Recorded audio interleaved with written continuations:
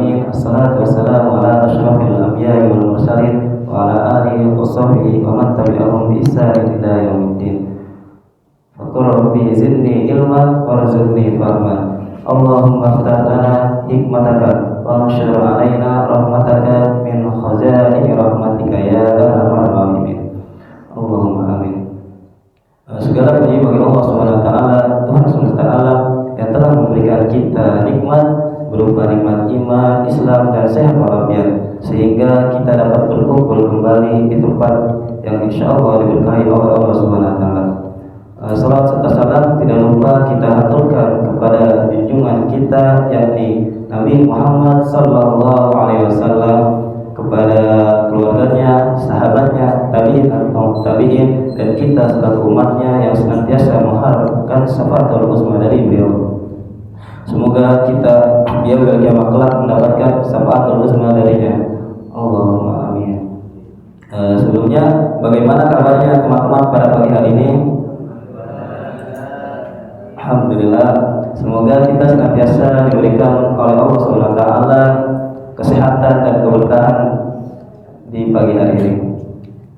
Pada kesempatan kali ini, mari kita lanjutkan kajian Sabat dan Tafsir karya Muhammad Syekh Ali As-Sabuni yang telah sampai pada pembahasan surah Al-Jin, tema ketiga, pembahasan ketiga, yang mana pada ayat 18 dan 19. Sebelum masuk ke pembahasan tafsirnya, mari kita bersama-sama membacakan ayat-ayat Al-Quran yang terlebih dahulu. Silahkan dibuka mushaf surah Al-Jin ayat ke-18 dan 19.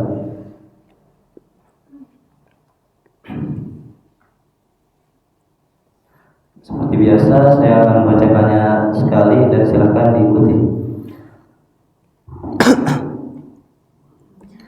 A'udzu billahi minasy syaithanir rajim. A'udzu billahi minasy syaithanir rajim. Bismillahirrahmanirrahim.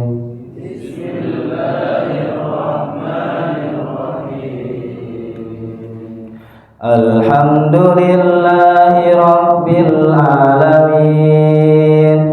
Alhamdulillahi rabbil alamin. Ar-Rahmanir Rahim. Ar-Rahmanir Rahim. Maliki yaumiddin.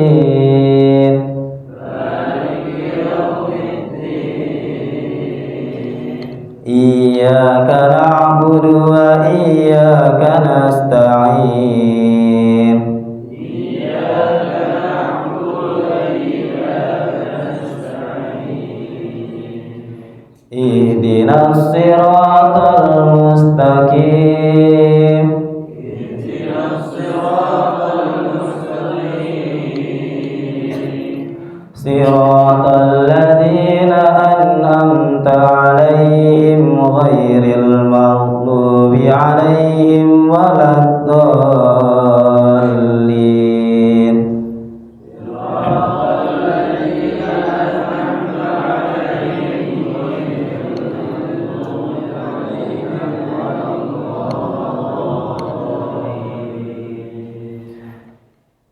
Wa annal masajida lillahi fala tad'u ma'allahi ahada.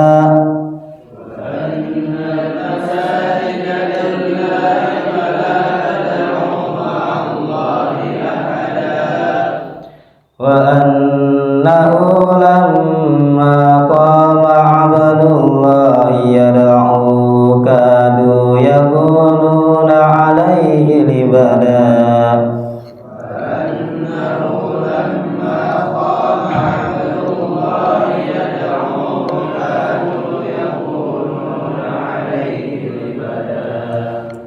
Sadaqallahul azim, sadaqallahul karim. Artinya wa anna, dan sesungguhnya al-masajidah, masjid-masjid itu lillahi, untuk Allah. Fala tad'u, maka janganlah engkau menyembah ma'allahi selain Allah ahada apapun di dalamnya. Wa annahu dan sesungguhnya lamma qama Abdullah ketika hamba Allah yakni Nabi Muhammad sallallahu alaihi wasallam berdiri yad'uhu untuk menyembahnya kadu yakununa hampir-hampir saja bangsa jin tersebut mengerumuninya alaihi kepadanya libadah dengan berdesak-desakan.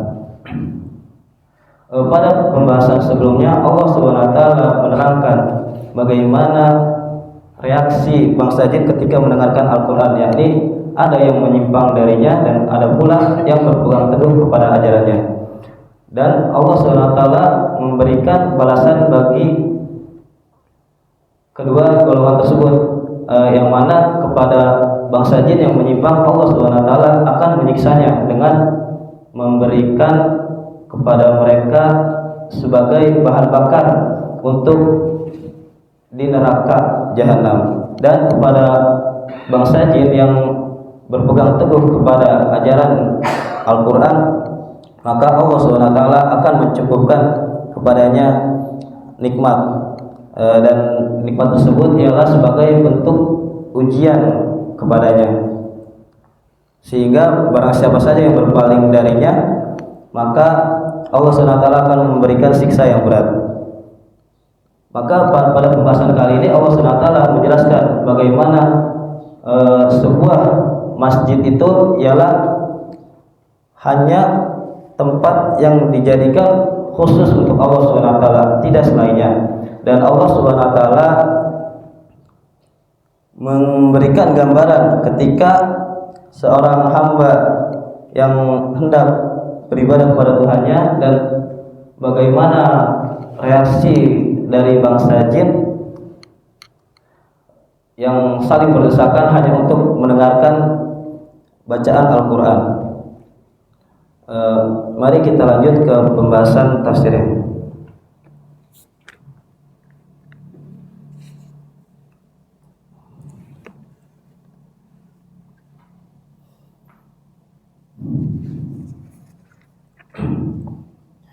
Wa annal masajida lillahi fala tad'u ma'allahi ahada. Hadza min jumlatil muhi biha lirrasul.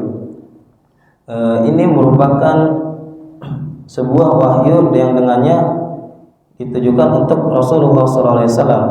Qul uhiya ilayya wal makna dan maknanya wa uhiya ilai wahyu diturunkannya wahyu kepadaku annal masajida bahwasannya masjid-masjid itu wa buyutil ibadati dan rumah-rumah ataupun tempat-tempat ibadah ia mukhtasatun billahi ialah khusus hanya untuk Allah.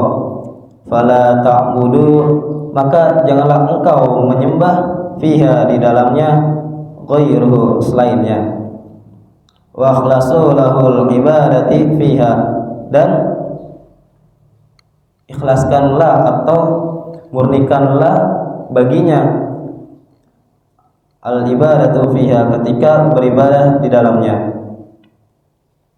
Qala Mujahid berkata Mujahid kana al-yahudu wan nasara orang-orang Yahudi dan Nasrani idza daqalu ketika mereka memasuki kana isahum wa buyu'ahum gereja-gereja mereka dan buyu'ahum dan rumah-rumah tempat ibadah mereka asyraku billahi fiha mereka mempersekutukan Allah di dalamnya.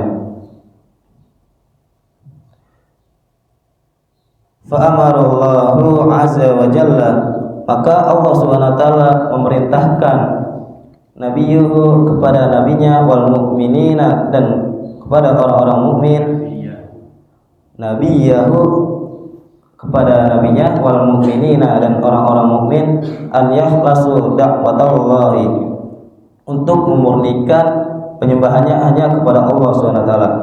Idza dakhalul masajida kullaha ketika mereka memasuki masjid seluruhnya. Di ayat ini Allah Subhanahu wa taala menegaskan bahwasanya sebuah masjid itu ialah tempat ibadah yang hanya dikhususkan untuk Allah Subhanahu wa taala, tidak boleh mempersekutukan ketika berada di dalamnya. Dan hal itu yang membedakan mereka dengan orang-orang Yahudi dan Nasrani, yang mana ketika mereka orang-orang Yahudi dan Nasrani tersebut memasuki gereja-gereja mereka dan rumah tempat ibadah mereka, mereka dapat mempersekutukan Allah SWT ketika berada di dalamnya. Maka Allah pun memerintahkan agar menjadikan masjid itu ialah khusus dan